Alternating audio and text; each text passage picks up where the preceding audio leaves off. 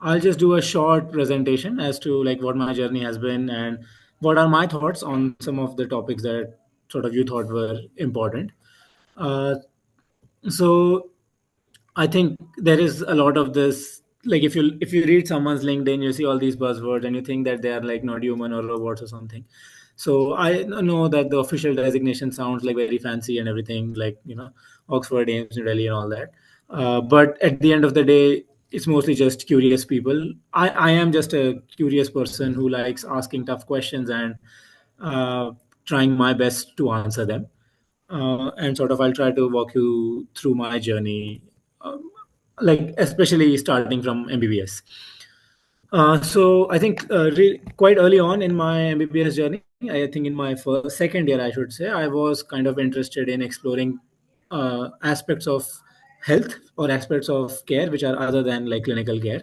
So I did one internship at Johns Hopkins, and I did another, and I did a ICMR-STS fellow, STS, sorry, fellowship or scholarship through one of the labs in Ames, New Delhi.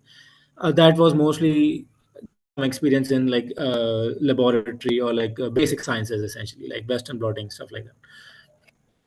But then sort of I did an internship at IIT Kharagpur. It was under the medtech scholarship, like how you have the med SRT scholarship. For a few years they had a medtech scholarship where you could also do sort of a tech instead of just research. So I applied for that and I did that scholarship, and that sort of opened my eyes into like some of the other aspects of health that are like not strictly clinical care, and I was sort of extremely drawn to that. uh, and so I thought, I would invest my time and like some of the free time that I have during my MBBS to sort of explore this area as well. So I did internships with one technology company that had its offices in New Delhi. I traveled across India to different NGOs. One is like one is like Search. I did the Nirman Fellowship, which has gotten a bit famous now, and I also visited JSS, like Jan Swasth Sahayog, which is in Bilaspur, to understand like what am I getting myself into. And as luck would have it, like in 2020, as I was planning my future like goals, like after my MBBS, like COVID hit in my internship year, and so like all the plans that everyone had sort of got delayed by like a couple of years. So I thought, like, while the world is sort of halted on and at a pause, I might as well go and like practice medicine in a resource limited setting and see like what how public health is actually delivered.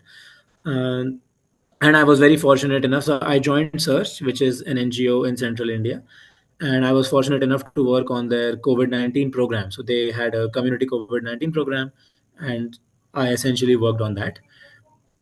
While I was working on the COVID-19 program, I also applied for higher education because I realized quite early that like just the MBBS education won't be enough for me if I wanted to have a significant impact either in like research or in clinical care. I needed to learn more, and so I decided I wanted to do a PhD. I wanted to learn the different methods that are used through which you can like build evidence and gain knowledge. So I applied for a PhD where I could sort of do mixed methods research with supervisors who are comfortable in that. And so right now my PhD thesis is on building a health system simulation which can predict resource requirements for cervical cancer screening programs, for scaling up these screening programs. Meaning, if you want to like screen these many people, how many how many people will need diagnostics, how many people will need treatment, because like just screening itself won't like solve all your problems. You'll also need to ensure that people you are screening are getting adequate follow-up care. This has been like my career path in short. And now I think I'll just mention these aspects which I think are pretty important, or like this is what my learning has been. These are my sort of thoughts on as to like how do you write an SOP or how do you make an application. So my whenever like if anyone asks me now unofficially on LinkedIn as well, like the one thing that I say or like my one constant theme that I push is have one narrative and drive it as hard as possible. uh, what I mean by this is like we have multiple aspects of our lives, and there are a lot of narratives that are going on in parallel. So like just for me, like even speaking for myself, like I'm interested in public health, interested in technology, interested in methods, and interested in a lot of things at the same time. I like to study as well. I play badminton, so I have so many different facets of my personality, and I'm sure all of you do as well. But when I am writing an SOP, and this is what I would recommend as well, is to find the most powerful narrative or the strongest narrative that you can think of, which fits with what the scholarship is asking you to, and then drive that narrative forward, drawing in from these different aspects of the personality that you have to drive that narrative. So, for example, like in my Rhodes SOP, the narrative I was driving was I want to solve public health problems and I want to learn as many techniques as it is possible to do that. So, that has essentially been sort of my approach. Sorry. Uh, Next, so the next point I also get sometimes is like, or like this is sort of a frequently asked question as well. Like, what do you do to build your CV? Like, should I go for publications? Should I go for like abstracts, etc.? So the point I always make is identify one thing that you really like to do, and just make sure you do as much of it as possible. So like for me, that was, I figured out I want to do public health, so I tried to do as much as possible. I traveled like to multiple different NGOs and just trying to get my hands dirty. But I also have this note is that don't just have experiences for the sake of having those experiences. Try to make sure that those experiences have some form of an output. Not all experiences will have publication, like a peer reviewed journal publication, as an output, but I try to like make it a case that at least what I'm experiencing, I'll try to have some or the other output of it. Either it is a conference abstract or like an opinion piece or something. Just so what that does is that it also forces me to engage thoroughly with the experience, and also sort of helps build my CV along the way.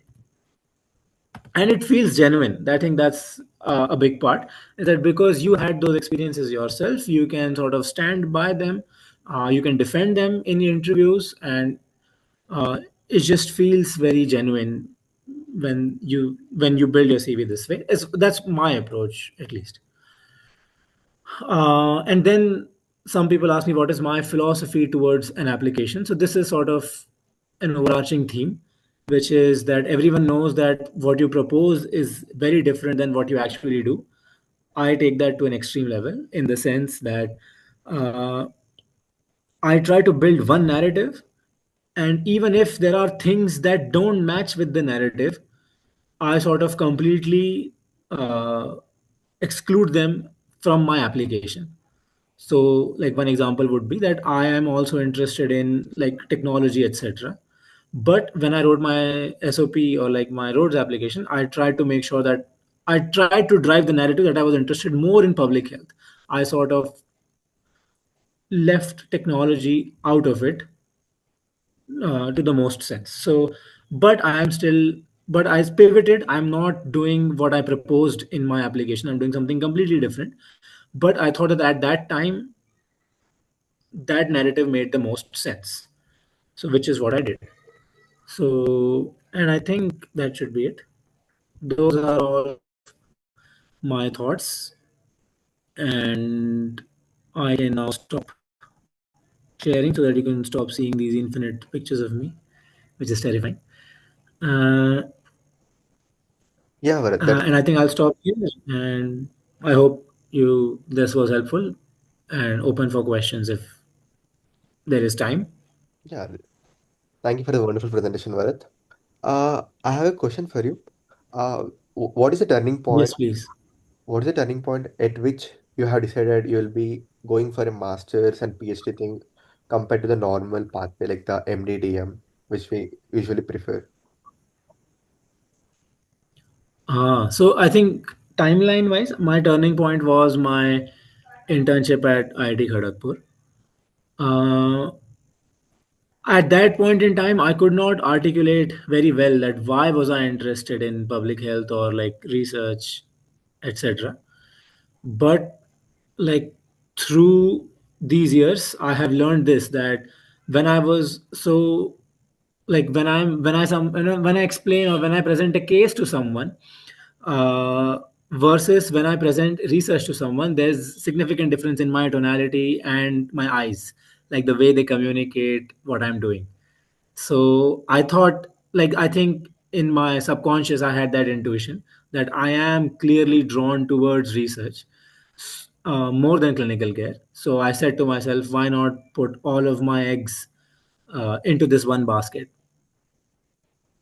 and just like completely give myself towards this career path and then see what happens. And I have been very fortunate enough to like have good and sort of highly improbable outcomes, so for which I am very like thankful. Yeah. And one more thing, Bharat, like when you went to the IIT Kharagpur, like a Medicert, not the Medicert, I think so. It's an 1 year internship. It's like a biodesign internship, or is can you explain me somewhat deeply what the internship's about and why did you take that internship? Yeah. So from what I have experienced is that ICMR, IIM Ahmedabad, and IIT Kharagpur used to run one internship together.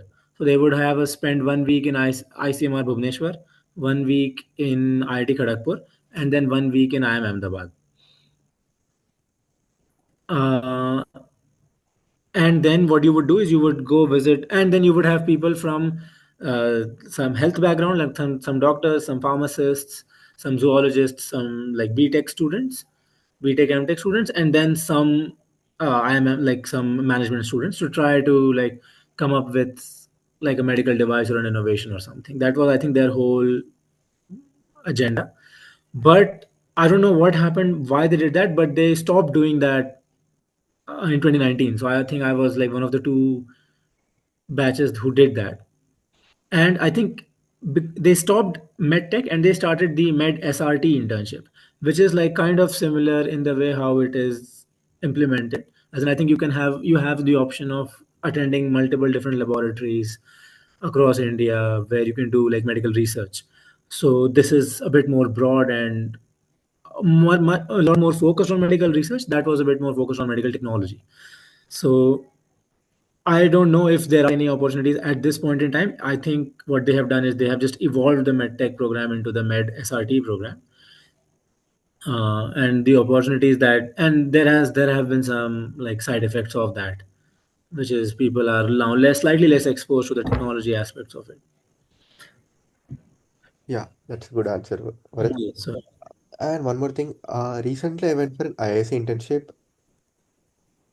in the CPDM, like the Center for Product and Design Manufacturing, and where I get to know when I talk to founders, they were like, we want an experienced doctors compared to the like they want someone to build for them, not the people who has just some medical knowledge. They need someone with medical knowledge and then that's true. also. So in this That is true. competitive field, already the people who are doing biomedical engineering in the like the IITs in the 4 years degree BTech, do you think a normal MBBS student can compete with them? No, that's exactly the question I was asked in my Oxford PhD interview. Is that why don't you join the Institute of Biomedical Engineering? Why are you joining the public health, the Center for Global Health, when your interests are like a bit of technology and everything? So I think I'll just give you the same answer I gave to them, which was uh, after like enough exploration, I have realized that this is where my strengths are, and this is where I can contribute the most. Meaning that I learned that my strengths are more in understanding biological systems rather than machine systems. So if you ask me how does like an ultrasound work, I'm less interested in that and more interested in understanding how the ultrasound waves interact with the human body and what could be some of the ramifications of that.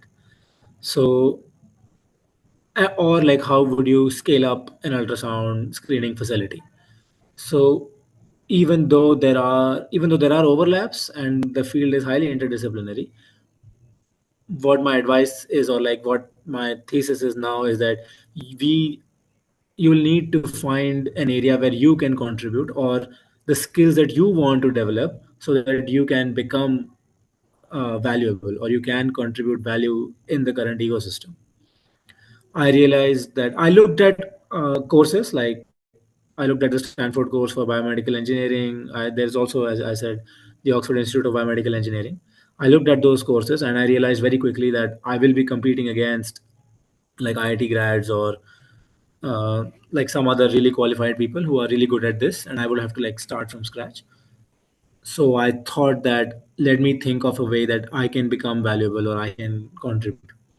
And so I realized that I think my niche would be in sort of like building those technologies together and seeing how those technologies are implemented in real life, which is why I sort of ended up with this project. Does that make sense? Yeah, it makes sense.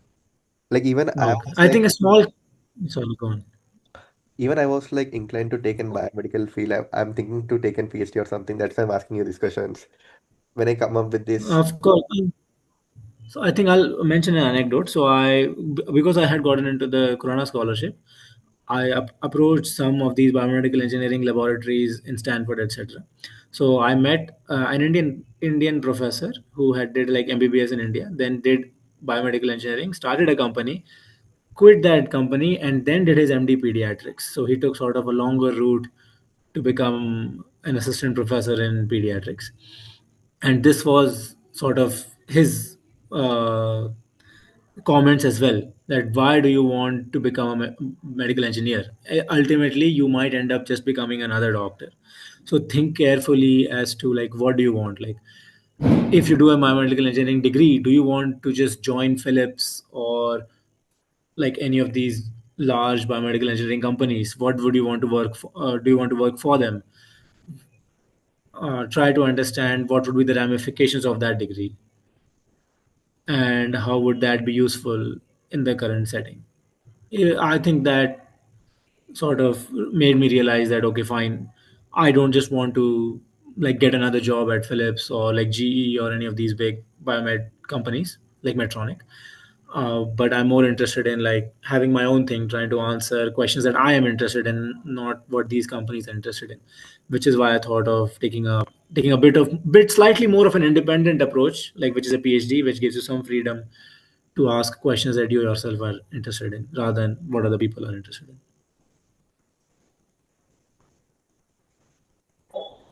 Am I being too quick or anything? Just please let me know if I'm not clear enough, no, no, you're not being because quick. I can understand like, things get lost in like these internet waves. Okay. Yes, go on. Do you have any? I think we have Some, hands raised. We have questions in the chat. Uh, uh, I'll leave it to you to like sort of coordinate. yeah, they're asking some age limit for the Rhodes Scholarship. Is there any age limit, specific age limit for doctors or Uh, I would advise you going and looking at the website. When I sort of applied, I think the age limit was 24 for everyone else, and for doctors it was 1 year after completing your MBBS degree. Like 1 year after you have completed a degree, you are still eligible. So if you have completed after at the age of 25, then you are eligible till 26. no? If you're completed at the age of 24, then you're eligible till 25, which was my case. Varith, can we know how did you get around all these scholarships or the the internships? Like, is there any mentor for you or who guided this path, or otherwise you have been checking yourself and constantly pursuing these kind of internships? Like, I think most of them have happened by chance. If I tell you the story of all these scholarships, you'll like sort of feel that most of my life career defining moments have happened by chance rather than by like serious planning.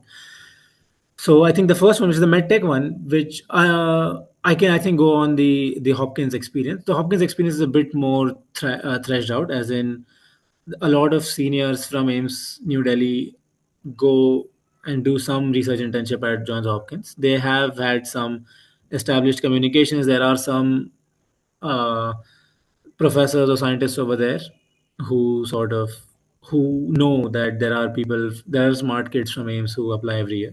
So I sort of jumped on that bandwagon, applied to a few of those professors. That professor did not accept me.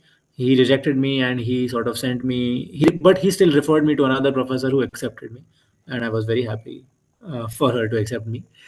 Uh, so that was a bit more threshed out. Same with ICMR. A lot of people had done it before.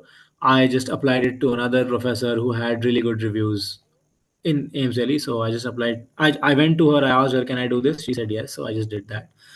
Uh, Everything after that sort of becomes a bit more like by chance. I think I was just going through. So uh, December 2017 and January 2018, I applied to approximately 20 different internship programs throughout the world.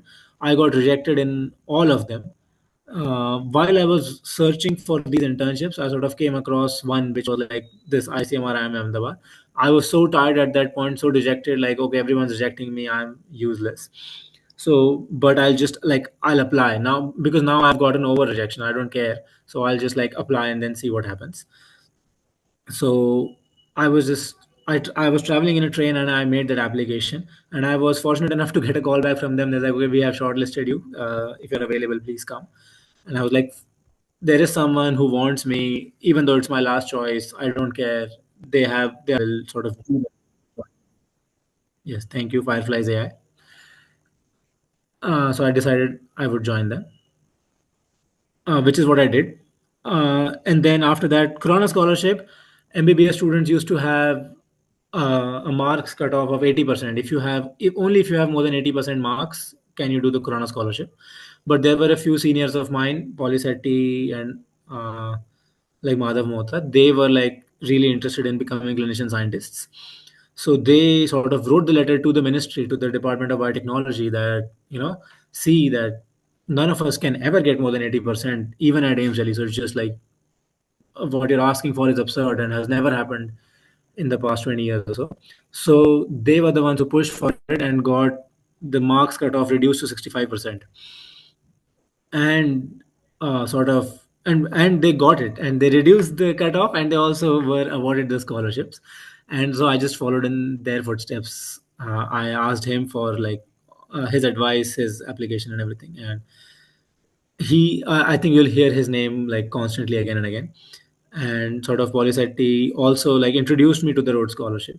He said that there is a scholarship like this that exists, because I think he knew that I play badminton as well. So he was like, this is something you can do.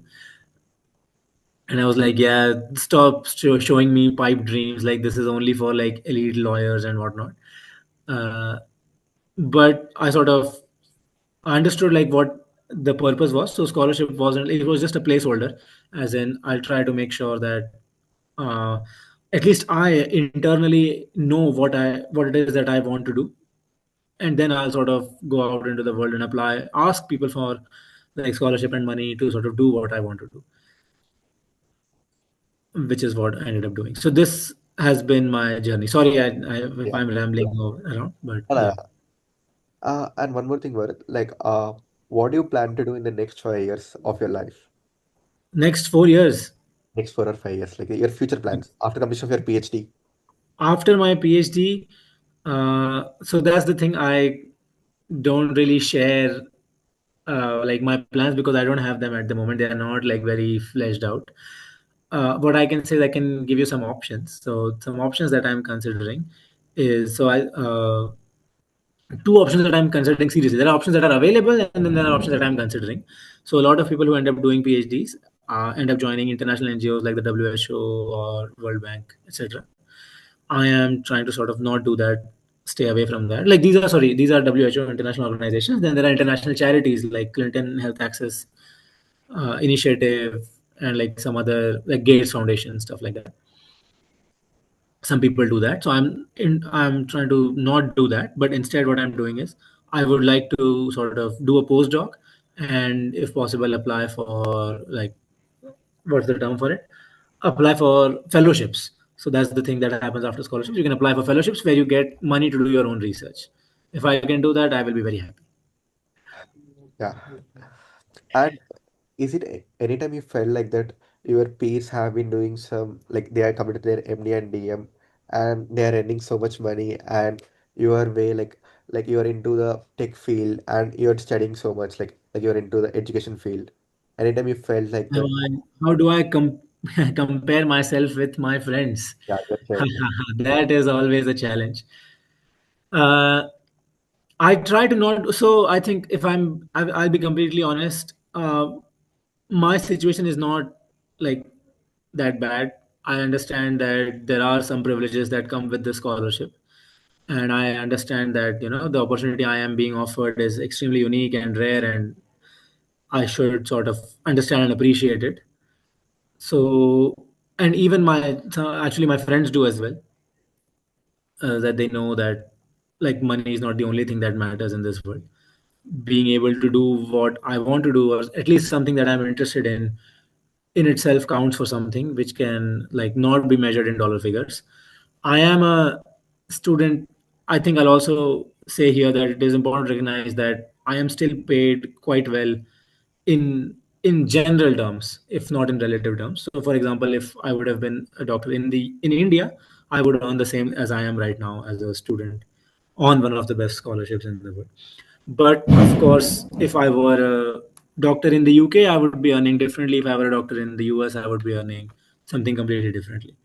So, like, depends on what you're comparing yourself with as well, and knowing to be like, and I know that I I can never say with like guarantee that I am either like poor or I'm not the same as my friends are. Like that's completely not true. That's completely not the case, objectively speaking. Yeah, and not relatively speaking. Uh, that's a good answer. And the final question: how did you convince your parents and your I think how did you convince your parents to change of stream? Like the as we can see, Indian parents are more obligated to the normal path, and they are like very much like somewhat not sure of these different pathways, and they won't let us choose these pathways. How did you convince them? Uh, uh, so I think I'll mention this backstory is that both of my like grandparents are doctors. Like my mother's parents are doctors, and my father's father is a doctor as well. And they sort of like hated their doctor life. They were like, if you become a doctor, your entire life, you're giving your entire life to the hospital. And they were very happy for me to not become a traditional medic. So I think I'll just give you that caveat. So they were very happy rather than didn't have to convince them to not do this. But I think they held me accountable in the sense whenever I mentioned some idea that I had that I want to do public health, like go to a small village where there's like nothing and like people have heard stories of Naxal violence and everything. So they were a bit scared and they were they didn't know like what was going inside my head. So they asked genuine questions, and it made me sort of think like, why am I really doing that, and answer those questions to the best of my abilities. Once they saw that I had a plan, I had a purpose, I wasn't just going there on whims and fancies, and that this was a continued discussion over multiple years. So I think the first time I would have said to them is like first year or second year of my PhD that I don't want to just treat TB in a hospital. I want to do something else. And in my first year of my MBBS, I think in my third year they saw me go to all these places, explore. In third year, I said I would do an MPH. In fourth year, I said I would do something else. And then when COVID hit, I told them something else. So it's not that this was a surprise for them. This was more of a conversation and something of a build up that had happened over a few years. Same with now as well, because now I have to make decisions as to what to do after my PhD. I have been sort of priming them for the past 2 years as to this is what I want to do. These are the opportunities available and stuff like that. So, in summary, they were already convinced, and this was a continued conversation over multiple years rather than just like one decision or like one final surprise. And the last question, do you think as you have the title of the Ames Daily, because of that you got into Rhodes Scholarship, or because of your internships which you got, they have selected you? Or is it possible for any person who is being in somewhat peripheral medical college also with somewhat decent grades, can they also get into Rhodes Scholarship? Or how much competition this Rhodes Scholarship has? Of course, I think I just say one statistic, like most of the scholars are non-Amazonians. Most of the Khorana scholars are non-Amazonians. Most of the Rhodes scholars are non-Amazonians. So I think I wouldn't say you have a better chance. I don't want to speak bad, but I think what I want to say here is that that's not the only thing that determines selection. Uh, there are a lot of things that go into the decision making that happens. So of the medics I know who are currently Rhodes scholars, like there are three. I know three. All three of us are from different universities. And so, if is there a chance of people from other universities to get scholarships? Like, of course, I think even like Pawan will tell you, like most of the Corona scholars are not Amazonians, Yeah, but there are some Corona scholars, but there is always an Amazonian Corona scholar. I think that's how I have learned to see it. Is that whenever I look at the people who have been selected, there is always I can find one or two people from Ames Valley, but I can also find like most of the people are not from Ames Valley. So that is something I always have to deal with. And I know that there are privileges, but I also know that there are people from other universities who get selected. And I think the final thing I'll say that, of course, like I cannot here sit and deny that Ames does not have like some sort of prestige that comes along with it. But I would then say that it is one data point that goes into the decision making among multiple other data points. And I think even yeah. like yes, That's a good answer, Bharat. Like, yeah, we have completed our presentation and the talk. I think you have did very well, and you have given us very good, insightful things like what they will look for, and how does SOP should be written, and how does one should has to improve their CV, not for the matter of improvement of CV. We should do it for the passion. And yes, I hope that helps. I think I want to take the key takeaway from your session is that you should prove to your parents that you are worth of it. Like you should not say at the immediate, like as you have done that search 1 year medical officer and IIT Kharagpur, you had a 1 year medtech internship.